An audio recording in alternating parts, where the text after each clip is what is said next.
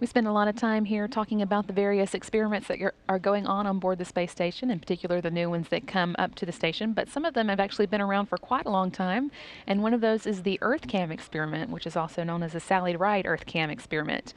So today we have Cari Goulard, who is has actually been involved in the experiment for not only her career here at NASA, but even before she arrived at NASA as a college student. And she's going to tell us a little bit about that. Thanks for joining us, Cari. It's a pleasure to be here. All right, why don't you start out telling us just a little bit more about the EarthKAM experiment? What is it about? Okay, EarthKAM stands for Earth Knowledge Applied to Middle Schools, and essentially it's a very simple experiment. There's a camera that the crew sets up on board the space station in one of the windows, and it's connected to a laptop that runs the EarthKAM software.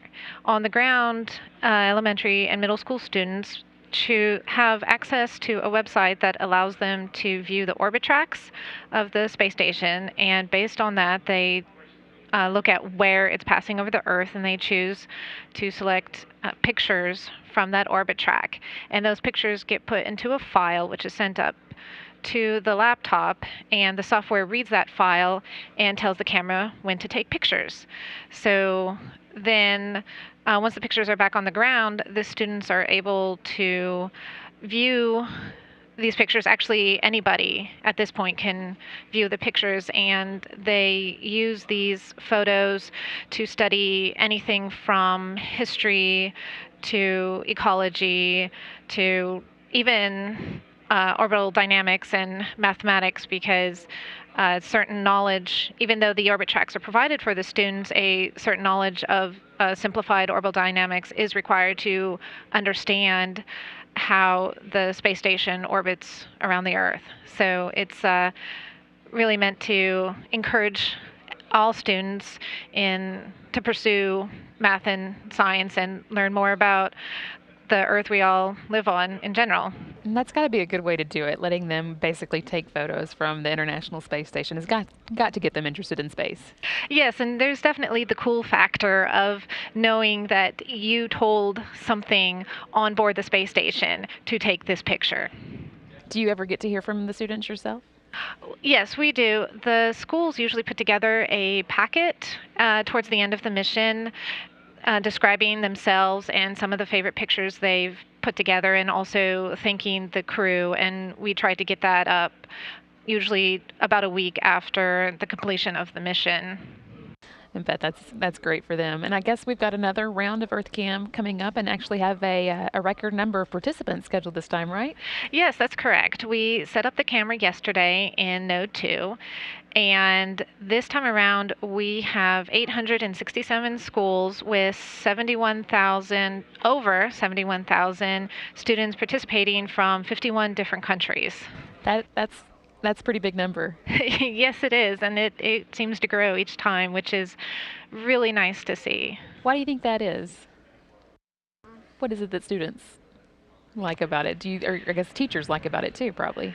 Well, I think, like I said, there's definitely the cool factor of working with and taking pictures from something that's on board the space station. So it gives them a little bit of ownership, and then when the pictures come down, they can point to it because it does identify who requested that picture, and they can point to it and say, we took this picture, we selected this.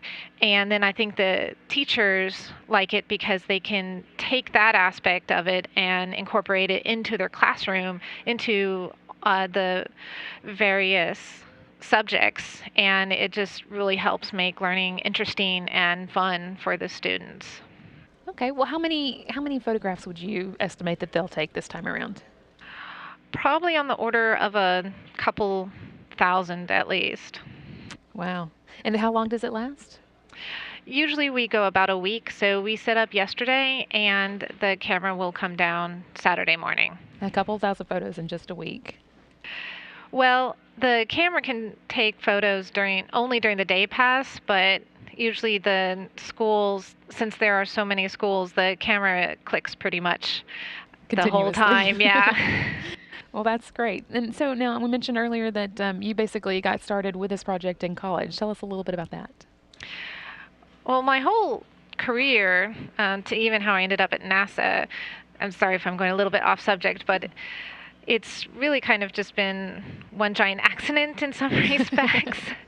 I sort of fell into the project by accident when I was a freshman in college, and EarthKAM, or KidSat as it was called at the time, was just getting started, and I joined up, and then and so I was part of the group, and then from that, I was lucky enough to get an internship to work over here in cargo operations. And then from that, I got my co-op, and from there, I got the full-time position. And I've never forgotten where I started. I've always loved working with EarthKAM, being such a big part of it at the beginning, and then just continuing and to try to support as much as I can. What was your part in it when you were a college student? What did you do with when you got involved? We were it was still fairly early, but we were coming up on our first mission. I think it had been going about a year at that time, but we were still trying to figure things out. So I did a little bit of everything. We did a lot of simulations. So I'd pick pictures, try to determine the orbit tracks. I also ended up writing a lot of the initial curriculum that the students and teachers would use to supplement the pictures and kind of explain how the camera and how the space shuttle orbited the Earth and things like that. All right. Now you get to see the program going on and reaching even more students. That is correct. All right. Well, thank you so much for coming and talking with us, and we're looking forward to see some of those photos coming up over the next week, I guess. Thanks again. You're very welcome.